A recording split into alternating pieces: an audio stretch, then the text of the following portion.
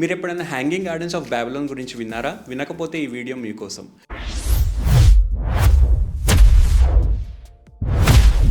Around 600 బీసీలో కొంతమంది historians మెస్పటేనియన్ సివిలైజేషన్లో gardens ఉండేవని చెప్పి, అవి చాలా ఫేమస్, చాలా బ్యూటిఫుల్ గార్డెన్స్ అని చెప్పారు.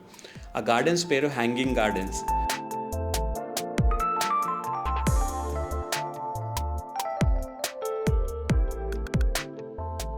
డిఫరెంట్ టైప్స్ ఆఫ్ ట్రీస్ పెంచారు. అది కూడా ఒక డెజర్ట్ ఏరియాలో, డ్రై ఏరియాలో ఈ గార్డెన్స్ని పెంచారు.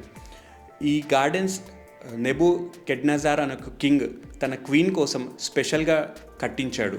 డిజైన్ చేసి లేయర్స్ టైప్లో ఈ గార్డెన్స్ని నిర్మించి డిఫరెంట్ టైప్ ఆఫ్ ప్లాంట్ స్పీషీస్ని, ఫ్లవర్స్ని పెంచాడు. ఈ గార్డెన్స్కి వాడిన టెక్నాలజీ, ఈ గార్డెన్స్ని మెయింటైన్ చేయడానికి వాడిన టెక్నాలజీ చాలా సఫిస్టికేటెడ్ టెక్నాలజీ అని, యూఫ్రేటస్ నది నుంచి వాటర్ తీసుకొచ్చి లిఫ్ట్ ఇరిగేషన్ ద్వారా ఈ ప్లాంట్స్ని, ట్రీస్ని పెంచాడని చెప్పి ఒక థియరీ ఉంది.